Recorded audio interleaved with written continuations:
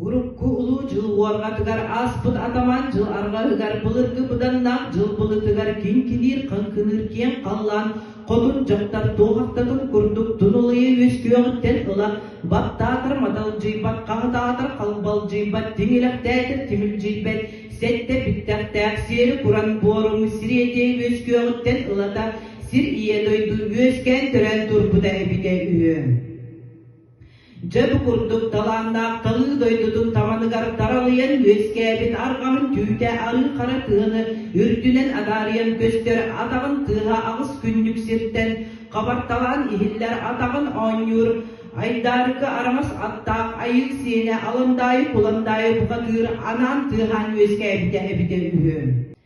Jabı kihi koyu böğütüger beden ubağız böğütüger çaçayanın kalın kahananın karçık ebihen son sağlığından moksu bırakan kömürü uğuğunan diyin sayın kömür kımığından gömeyin omuston sağmak kımığından sanatın targadan buğutunan ahan buğa tırtığı tuttunan boyunlu sanadan muğuran sağdan olurun.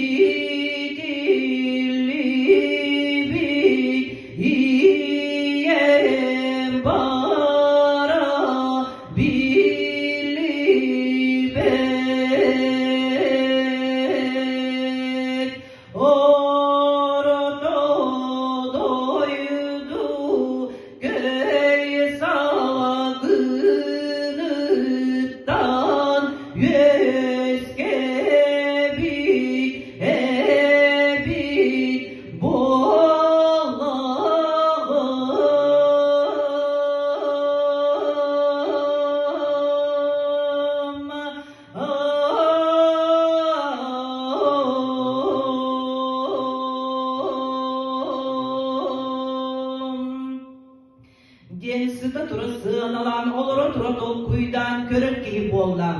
Bu oluran bir gün öyden körüp bir de üst yürümediği bir körüye gitten bir derger arayıp kırılak tumusta, kırıcılak karakta, kınadın töbediger, kırpak ayula, kırpalır kualasta, kıdalık ütü kölerim, töttörü tarı ustan, kıntalcıyak sılcara ebed. Onu oka bilgi gihibit anar kodoyun tüydünü kırıyan ıdan tutardı derinde.